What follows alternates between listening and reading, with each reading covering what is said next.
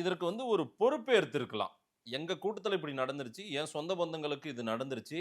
இது நான் நிச்சயம் இதற்கான முழு பொறுப்பு நான் தான். நான் இதிலிருந்து நான் பாடம் கற்றுக்கொள்கிறேன் அப்படின்றத தான் அவர் சொல்லணும். ஆமா தானே? ஆமா. இதெல்லாம் அவங்க தரப்புமே பேசணும்.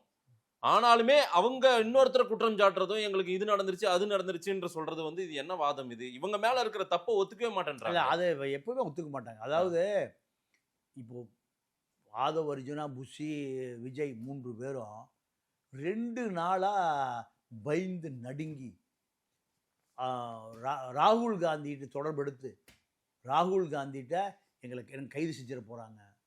அதாவது விஜய் கைது செய்திட ஜெயில்ல அடைச்சிடக்கூடாது. ம். ராகுல் காந்திட்ட புலம்பி ராகுல் கிட்ட போய் சொன்னா? ராகுல் கிட்ட போய் சொன்னா?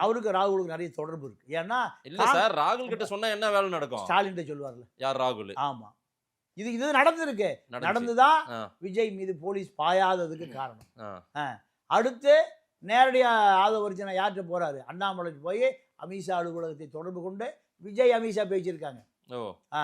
இப்போ பொறி வைத்துக்கொண்டு கண்ணி வைத்துக்கொண்டு காத்திருந்த அமித்ஷாவிட்ட யார் போய் மாட்டிக்கொண்டார்? விஜயா. விஜய் வலையில போய் மாட்டிக்கிட்டார்.